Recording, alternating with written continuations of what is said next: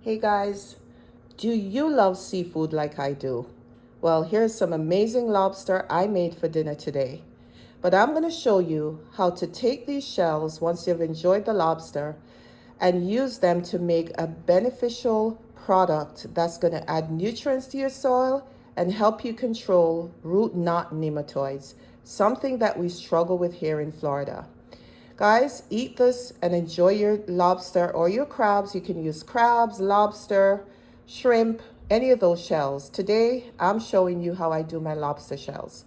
So remove them, and then you're gonna put them in here. This is some hot water that I boiled, that I'm pouring over here, the shells, to remove all the butter and any seasoning that you had used to make that tasty lobster. Wash these off, and once you've washed them off, it's a little hot, you're going to pull these shells out and transfer them to your tray.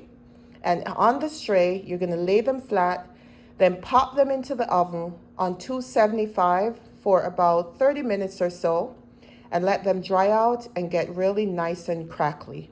Then once that's done, I'm going to come back and show you how I make my crab meal. This case is going to be lobster meal, and how you can use it in your soil to provide beneficial nutrients, but also control those root knot nematodes. So I've pulled my lobster shells out of the oven. I had them in there for about 25 minutes on 275. They've completely dried out. They're nice and crispy. And what I'm going to do now is move them into like a paper bag. Right over here, I just have a paper bag that I'm going to dump everything in, and then I'm going to crush them, and I'll come back and show you what that looks like.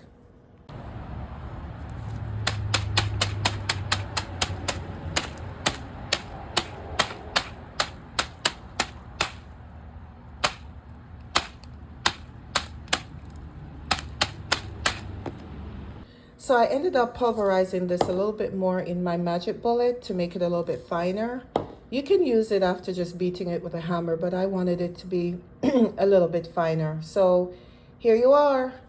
When you plant, you need a tablespoon in each hole of the plant. Mostly I use on my tomatoes, eggplants, okra, any of those plants who are more susceptible to root knot nematodes. Bye.